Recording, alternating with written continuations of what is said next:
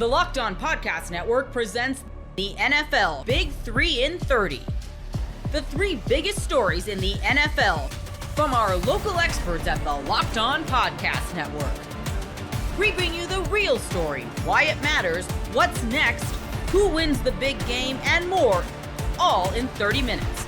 The NFL Big 3 in 30 starts now with the biggest story in the NFL.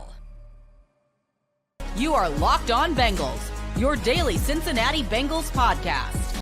Reiterating some points and clarifying, I think, his position on a few points that he was asked about when he talked to Kelsey Conway and Jeff Hobson in Mobile, Alabama at the Senior Bowl about their intention around the Bengals stars, the Bengals money situation, and we've got a word of the day later on in the podcast. But it starts with the Bengals stars and some long-term deals the Bengals would like to get done. Yeah, I thought that was the main thing for me, Jake, today, is that the Bengals, you mentioned the word of the day, and the word of the day we'll get to, because I do agree with you, that should be the word of the day. But the theme of the day is 2 words: champagne problems. And that was a quote that Zach Taylor used, sidebar, not on the podium. And this is going to be the Duke Tobin reaction episode mostly. Probably the only time I mentioned Zach in this episode. But that was interesting to me because he said this is champagne problems. Having Joe Burrow go out there and say, yeah, we want to pay T. Higgins and Trey Hendrickson and Jamar Chase, and having to pay Jamar Chase and T. Higgins and Trey Hendrickson. And Duke Tobin made it very, very clear from the jump when it came to T. Like, yeah, we've wanted to pay T for years. For years. I mean, that was one thing that he reiterated multiple times. So I do think that it's crystal clear, the Bengals plan. Whether or not that plan will come together is a whole nother topic, and we have plenty of time to discuss that.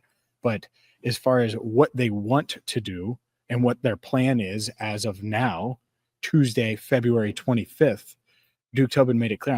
I'm in Indianapolis here at the Combine in the nice Indianapolis Convention Center in this nice ballroom that they put together for the media. And yeah, this is, to me, it was a message not only to the fans, of course, in media, but to the rest of the league that's gathered here in Indianapolis, because you know that there are 31 other teams, and at least half of those other teams would love for T. Higgins to get to free agency. And at least 10 of them would probably make a strong push to sign him. A lot of teams will love for Trey Hendrickson to be on the trade block or Jamar Chase to be on the trade block. And the Bengals made it very, very clear that they do not plan on that happening with any of these guys, and they want to keep them all long-term. Yeah, and it wasn't just those guys either. There was a mention of Mike Gesicki. The tone was different there. We'll get to that, but it did come up. And I found that interesting. I did find it interesting because it came up.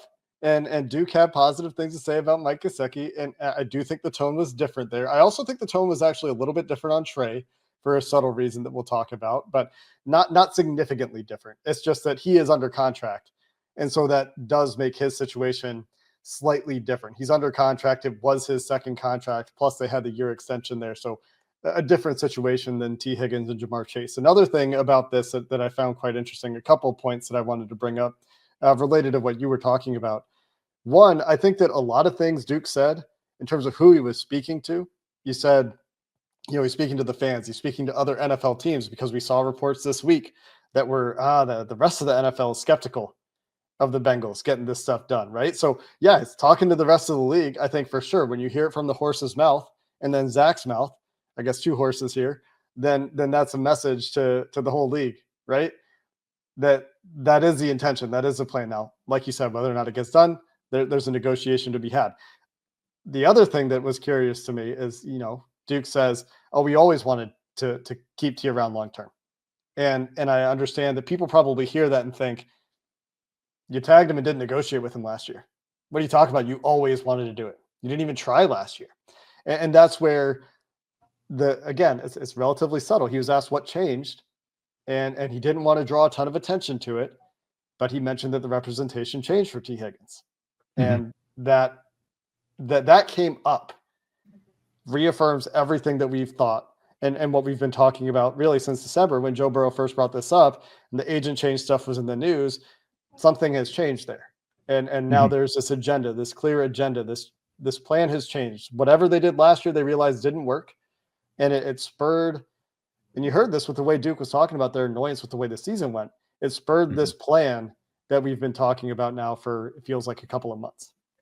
I do think that the agent frustration element, it can't be understated.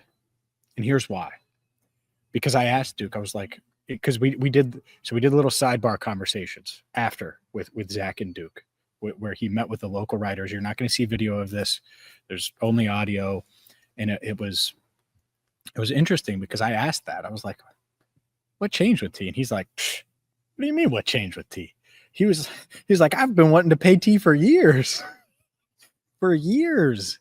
And then it got brought up, that report, that they tried to reach out to sign and made him an offer in 2022. Obviously that didn't happen. And then last year it went the way it did after they tagged T. I don't think anyone thought a deal was getting done then, right? But then Duke was like, we've tried to sign T multiple times. And so I think that whatever bridge was there, it was beyond the point of being on fire between David Mulligetta and the Bengals. And I don't know why, like, the details are kind of irrelevant, but the point is something was in the way there because they love T. It's not like they didn't want to pay T. And, I think that what that looks like is quite interesting, but clearly it wasn't as simple as Joe Burrow made a comment and now, oh my goodness, we got to keep T. It's a scramble drill. Like, I think that this is far more planned out. There's more behind it. And I think T is probably the first domino, and I don't even just mean franchise tag. Would not shock me at all if T is the first one to get done long-term, which if I would have said that 4 months ago, even 6 months ago, 8 months, you could go back and back and back. You'd be like, what are you talking about? You're crazy. And yet it feels like that's probably the case. I mean, Duke practically said it. He's set to hit free agency. They're incentivized to get that one done. That one is the first on the docket. The Jamar Chase deal that is coming will make him the highest paid non-quarterback in the NFL, according to Duke Tobin. Not too worried about that one getting done, I would say, at this point. Trey Hendrickson, a bit more nebulous, a bit more complicated, but that agent change, while significant for the Bengals, I do want to take a second here, James, to say that at some point they're probably going to have to work with David Mulligetta, athletes first, those kinds of structures. It doesn't feel to me like they are eager to play in those waters. Duke Tobin spending a lot of time talking about how well they've managed the cap, how they don't have all this dead money on the salary cap to deal with. And so that gives them the opportunity to extend these guys. And he would probably tell you that maintaining their flexibility and not pushing a bunch of money into future years like the Eagles have puts them in a position this year where they have that option and they could go a number of different ways if they wanted to. And that's not wrong, but you give something up to get there. And they gave up. I mean, Joe Burrow got hurt 2 years ago. They gave up a season to get there.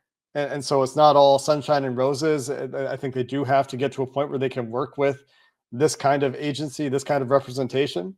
And while it's a positive for the Bengals that T. Higgins decided that he would like to have an earnest effort to stay in Cincinnati and that the Bengals are now interested in getting the deal done, that there is a long-term issue there, I think, with the agent as well. When the game tips off, the NBA action is just getting started, and there's no better place to get in on it than FanDuel, America's #1 sportsbook. With FanDuel, you can place live bets throughout the game, so even if you miss the opening tip-off or want to bet on a fourth-quarter comeback, you can stay in the action. And if you're looking for a bigger payout, you can even combine your live bets into a same-game parlay. I love using FanDuel's live betting feature because it keeps every moment of the game exciting, whether I'm backing my team for a late-game rally or picking a player to hit a clutch three. I never feel like I missed my chance. Plus, the app is easy to use, and when you win, you get paid instantly. Wednesday night features a ton of interesting NBA action. The Celtics are 4-point road favorites against the Pistons. The Raptors, 9.5 point dogs in Indiana, and the largest line of the night, Oklahoma City favored by 17 at Brooklyn. Right now, new FanDuel customers can get $150 in bonus bets if your first $5 bet wins. Just visit FanDuel.com to join today. That's FanDuel.com for your shot at $150 in bonus bets. Make every moment more. FanDuel, the official sports betting partner of the NBA. The Baltimore Ravens have finally broken their silence on Justin Tucker. You are Locked On Ravens, your daily Baltimore Ravens podcast. The Justin Tucker situation. Now, John Harbaugh and Eric DeCosta were both asked multiple questions about it, and both answered them. If you listen to this morning's episode of Locked On Ravens, I know that there were some questions about would they even answer questions about the Tucker situation, or would they kind of say, here's a statement and, that'll be that. They did answer them. And let's start off with what Eric DeCosta had to say. He went first and was asked, I think, about 3 or 4 questions about the situation in general, but his statement on it at first ended up being the allegations are serious and concerning. The amount of allegations are serious and concerning. I think we're fortunate that the league is doing an investigation. We'll wait as patiently as we can for as much information as we can, and we'll make our decision based on that, and decisions based on that as well. And also, Eric DeCosta said the team, this is a big one. They're going to evaluate the kicker position like every position, and they'll go and rank their draft board, which, of course, John Harbaugh's statement on that a little more direct. But even so, I think that without the Tucker allegations and everything, people were still going to be wondering, well, what does the future hold for Justin Tucker, right? I think that we got a pretty clear answer, not in terms of like whether he'll be on the team or not, but whether the Ravens are evaluating kicker options. And the answer to that, my big takeaway, is a resounding yes. DeCosta was asked when he and the Ravens first learned of the Justin Tucker allegations. He said, quote, "We were aware that a local media outlet was preparing to do a story on Justin Tucker, and that was the first time we became aware of those allegations or the potential allegations that might result." He also said, quote, "I did meet with Justin. I'm going to keep those comments to myself. Personal conversations with Justin is probably the smart thing to do, but at that point we did meet, and that's what I'm going to say about that." So that pretty much sums up what Eric DeCosta had to say about it. John Harbaugh, on the other hand, he had some things to say on it as well. Kind of not this exact same line of questioning, but there were definitely some more line of questionings. He said, John Harbaugh said, "This is not something that you want to wake up and read. You don't want to read about it. The things that are hurtful and harmful to people. There's too many headlines like that, too many stories that you hear that make you sad and disappointed. The NFL is looking into it. They're going to review it. They're going to try to gather all the facts. And I'm sure we'll have an understanding of it at the time.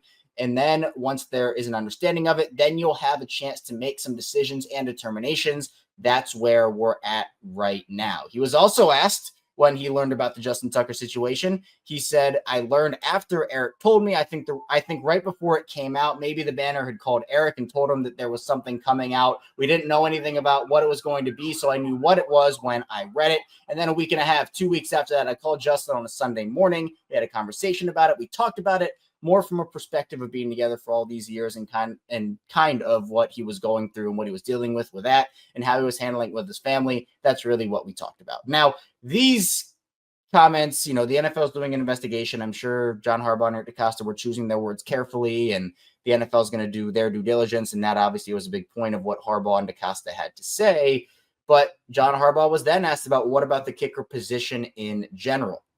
He ended up saying, well, quote, "We're looking at kickers. The kicker position would have been a priority no matter what. Justin's our kicker. We love him. Always expected him to keep going forever, but nobody goes forever." And whether the Ravens, they have 11 draft picks. They could easily, if there's a kicker they really like, if they find a guy that they really like, they want to go and figure out, okay, this is the kicker of the future. Because look, Tucker, if he stays on the team or if not, doesn't matter which scenario, he's not the next 15-year kicker of the Baltimore Ravens. So for the Ravens, they're going to look at that position, and it's not like John Harbaugh or Eric DeCosta's comments tell me that, okay, he's definitely staying on the team or definitely not staying on the team. But after a while of allegations popping up, I think people wanted to hear from Harbaugh and DeCosta. This was the opportunity for them to speak their mind on it a little bit, obviously while staying within the confines of the investigation and what they want to say. I don't know what the personal conversations between Harbaugh and DeCosta and Tucker were, but it's a situation where we don't know how long the NFL's investigation is going to go. This could be an investigation that lasts maybe a couple of weeks, maybe it goes a couple of months, but if it extends through beyond the draft, I'd still expect the Ravens to operate as, okay, look, we're going to go and figure out what we need to do to secure. And regardless, I think there's going to be competition for Justin Tucker. Let's just put a scenario out that Justin Tucker stays on the team. Let's say that's the decision the Ravens make and he ends up staying. I think there will still be, whether you want to call it competition or just another legitimate kicker in the organization to compete with him, which honestly, we haven't really seen over the course of Justin Tucker's career. Yes, there have been camp bodies that have come in and contributed and taken the load off of Justin Tucker, but I think this is now a different situation, allegations aside, and that's a different conversation, but just of, okay, how much does Justin Tucker have left in the tank in general? So about 4 or 5 questions each for John Harbaugh and Eric DeCosta. This is probably not the last we're going to hear about that situation, right? I mean, we're going to hear about it for as long as it goes. And if he stays on the team, we're going to hear about it until he retires and probably after that. But the Ravens have a big decision to make here. And whether new allegations come out or not about Tucker, we're going to have to remain to be seen. Maybe new things are uncovered by the NFL that we don't even know about right now. But Harbaugh and DeCosta staying pretty consistent in the fact that, DeCosta ended up hearing it from Harbaugh ended up hearing it from DeCosta. I got that mixed up. Harbaugh got it from DeCosta, and then DeCosta said that the local media outlet, that being the Baltimore Banner, they were preparing to do the story on Justin Tucker. So it was good to kind of hear them talk about the situation. Again, I know, they weren't going to go up there and either bury him or go into immense detail on what they had heard in the investigation. That was never an expectation. It should have never been an expectation for anybody that they were going to go in there and just go up on that podium and speak for 30 minutes on Justin Tucker, dive into every single detail, right? That was never going to be the case. But as the situation evolves, so will the opinions, so will the Ravens' decision-making. And I don't know when we're going to get a decision on Justin Tucker. Obviously, in terms of cap implications, I've said this multiple times on the show, the Ravens can save money if they release Justin Tucker as a post-June 1 cut. They can announce that before the new league year starts. They can designate 2 guys to be post-June 1 cuts before post-June 1, so they get that money right up front, right when free agency starts. Marcus Williams is going to be one of those, if they so choose, and whether the NFL's investigation turns up stuff the Ravens aren't comfortable with, or they decide they want to move on, or they want a fresh start or whatever, the Ravens can use the money for, I think it's right around $5 million in savings, if I'm not mistaken. They can use that money at the start of free agency if they designate Tucker alongside Marcus Williams as a post-June 1 cut. So it's about a bunch of different factors, obviously on field with Tucker, and obviously the off-field allegation situation that you could determine, hey, is Justin Tucker going to be a member of this team in 2024 or 2025 now, or is he not? So all of those things factoring in, but John Harbaugh, Eric DeCosta, the Baltimore Ravens breaking their silence on the Justin Tucker situation. And of course, we'll continue to talk about that as it all develops. But coming up, we're going to be talking about John Harbaugh and Eric DeCosta making some bold claims, particularly on Ronnie Stanley. Also, Mark Andrews, as his future is set in stone in Baltimore, as some might think. We're going to dive into all that and more coming up next on Locked On Ravens.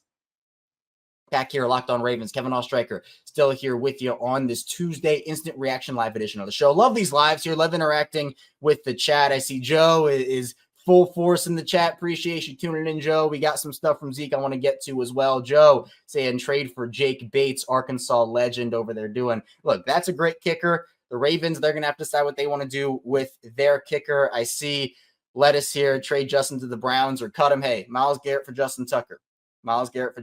Maybe the Ravens can throw in like a fifth to make it fair, right? That's my agenda here for the Ravens. But let's talk a little bit about the Ravens with Ronnie Stanley, because both John Harbaugh and Eric DeCosta, they had some things to say about Ronnie. It started off with Eric DeCosta. It's a big conversation point. Ronnie Stanley is the Ravens' biggest free agent. There are no ifs, ands, or buts about that here.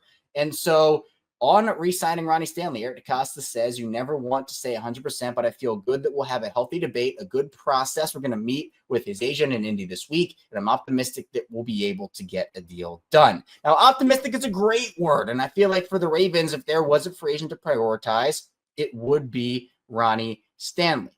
So I think that's a great sign because I feel like even if the Ravens do move off of Ronnie Stanley, they have a couple of options. John Harbaugh did talk about that where, Roger Rosengarten could flip over to the left side and they draft a right tackle or they sign somebody, who knows. But Stanley is projected right now in the market right around 2 years, $20 million per season, $21 million per season.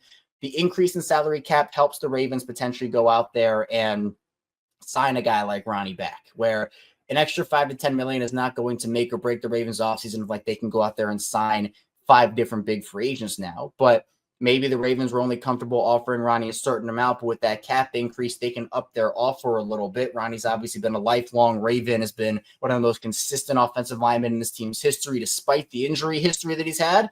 And John Harbaugh kind of took it a bit of a step further with Ronnie Stanley, saying that, look, he said, I think we'll probably keep Ronnie, hopeful that we will. So Harbaugh and DeCosta seem to be on the same wavelength that Ronnie's going to be a part of this team in 2025. That was one of my big takeaways. Nothing set in stone. I don't want to come on here and, oh, yeah, guaranteed Ronnie Stanley's going to be a member of the Ravens. Of course not. That's not what I'm trying to say whatsoever here.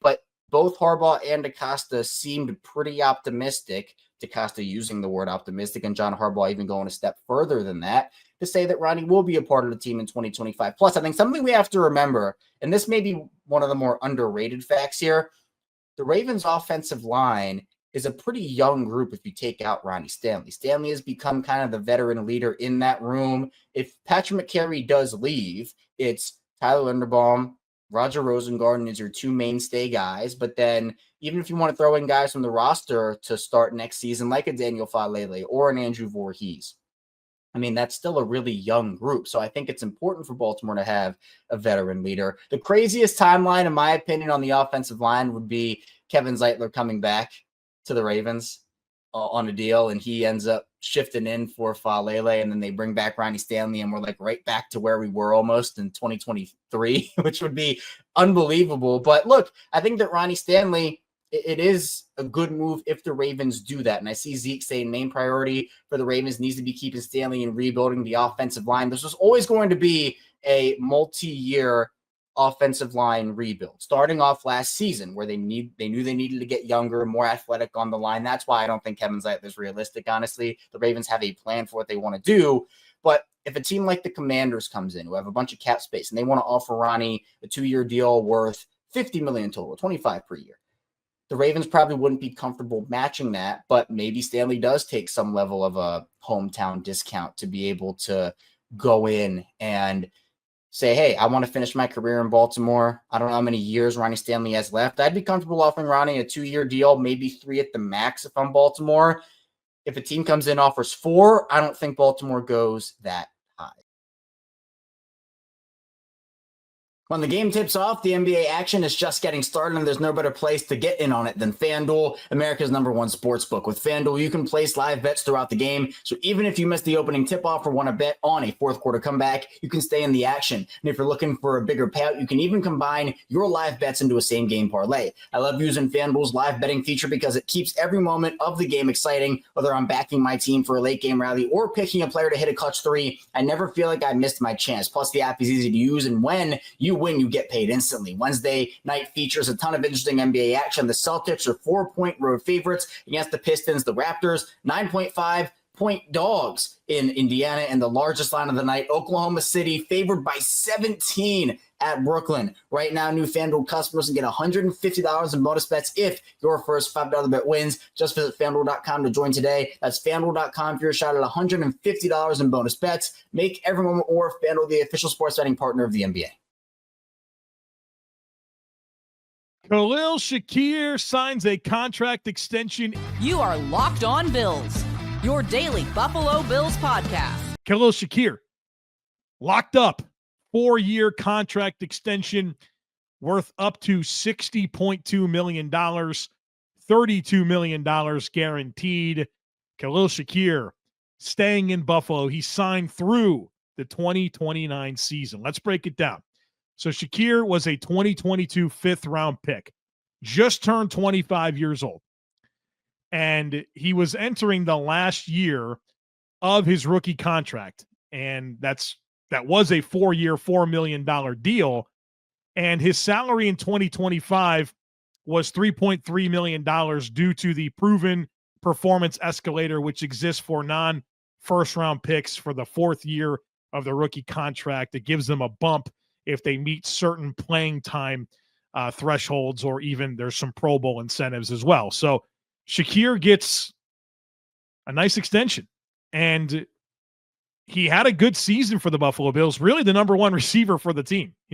I use that loosely, right? Not necessarily Jamar Chase or Justin Jefferson, but for the Bills, the receiver that had the most targets, the most receptions, the most yards, he was the guy, right? He had 21% of the team's targets. And so last season on the field, 61% of snaps, 76 catches on 97 targets, 821 yards, 4 touchdowns. Big time yards after catch contributions. That's 8.09 yards after catch per reception. Doesn't drop the football, only a 1% drop rate. Actually a 50% contested catch win rate, which is really good. And then, of course, primarily a slot player, 76% of his passing down snaps coming from the slot, with about a quarter of his snaps coming from the outside. So a guy that functions mostly from the slot, but I'd be careful to label him a slot only, although I do think his best utilization is in the slot. And I thought he had a good season, really, really efficient. And he's been on this really nice ascension where, as a rookie, didn't get a lot of opportunity except for late in the year. He kind of started to come along, had some production in the playoffs. And then last year, when I say last year, I mean 2023, he really became the go-to guy for this Bills offense, as Stephon Diggs really just whatever happened there with fitting into the offense or maybe some declining skill. Over the last 12 games of the season, Stephon Diggs was not as productive as Khalil Shakir. In fact, I think there was some type of crazy stat where Shakir had more yards than Diggs on 60 less targets, something crazy like that over the last 12 games. And so that was kind of that moment where you felt like he was taking a bigger role in the offense. And then this past year, he winds up having 100 targets and leading the team in receptions and yards. And I think we can all appreciate the skill set, the competitive nature that he has. Good route runner, reliable hands, outstanding after the catch. In fact, number 2 in the NFL in yards after catch per reception last year. I mean, he's really good with the ball in his hands, and he's a guy that has the ability to win at all levels of the field. And I love that about him. And I think I'd label Khalil Shakir like a stabilizing player for this offense where, Josh Allen needs a completion. He knows he can find Khalil Shakir, and, not only will he be open and available, but he's going to maximize that opportunity with the ball with how competitive he is post-catch. And so that's outstanding. He gave this team a screen game, right? I mean, the Bills still don't have a running back screen game, but they sure as heck have a receiver screen game, and Khalil Shakir is a big part of that. Now, I will say something that I thought took away from Khalil Shakir last year. Had a great season, but because I feel like there was a lot of pieces around him that were new, still trying to figure out, the Keon Coleman piece, even the Dalton Kincaid piece, Shakir was relied upon a lot. And I think as things become more stable and even better around Shakir, I think that's going to allow him to do more, especially down the field. I think that's kind of what got lost in the year for Shakir last season, is that he's a good down the field player. A lot of those slot fades deep over the middle of the field, he can help this offense in that capacity. And I'm excited to see him get more chances to do that moving forward, as hopefully things are better around him in terms of the outside receivers and even the tight end consistency with the production there from Josh Allen. But I love the trust that Josh has in Khalil. I think about that touchdown catch that he had against the Rams, where just kind of laid it out there down the field, and out of nowhere, Shakir goes and catches it, and there's a lot of bodies around. I mean, I love the chemistry. I love the trust. And this looks like a really, really good contract for the Bills. We actually talked receivers maybe a week or so ago on the podcast, and a part of that conversation was discussing Khalil Shakir and the contract extension. And, Spot Rack had his market value at $19.4 million. They estimated a 4-year, $77 million deal. And I said at the time that feels a little high. And I talked about the middle class of wide receivers and how it's kind of a fascinating market where, the top guys, the Justin Jeffersons, the CeeDee Lambs, the Jamar Chases, they're going to get $35 million a year. And then it's kind of wondering, okay, well, if that's what the best guys are getting and Gabe Davis got $13 million a season, like where the heck do you pay these other players? And so I think we got some clarity with where this deal fell, coming in at a 4-year, $60 million deal. That's an APY of $15 million a season. And as you know, we don't really care that much about APY on this podcast. We care about percentage of cap at signing. And assuming that, this is a deal that is being reported as worth up to $60 million. We don't even know where it actually falls, right? It's probably less than that in terms of true APY. But let's assume that it is a 4-year, $60 million extension.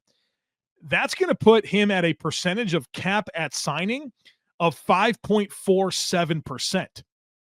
That's right there. Like his neighbors in terms of percentage of cap at signing, Gabe Davis and Darnell Mooney. It's lower than Jerry Jeudy. That's a really healthy spot for a young player that you drafted, developed, meaningful, great chemistry with your quarterback, certainly provides leadership. He's a hard worker. He's wired the right way, military background, seems like he's got a great family. All the things that are going to make you proud to have him on your team. Feels like a really, really good value. And so that leads me to kind of my last point that I want to make here in breaking down this extension is, what does this mean for Khalil Shakir's expectations moving forward? And, look, he's not being paid to be a number one receiver, even though he was last year. I think for Khalil Shakir, it's when it comes to this passing game, being a top 3 option and being that clutch player, being the yards after catch guy, being the guy that Josh Allen trusts to get a bucket when he needs someone to uncover in the middle of the field. And I really don't see any downside to that not continuing. Like, I only see better and better for Shakir and his role in Buffalo, especially as I mentioned, as things do become more stable around him. So I just don't see the risk. Maybe if this was like a $25 million a year deal, you'd be, well, I don't know. But that's not where it came. It came in at a very respectable valuation, and it looks like a good value and a deal that locks in one of the Bills' better draft picks, obviously day 3 guy, and has developed, and excited to see him tied to the Bills through that 2029 season.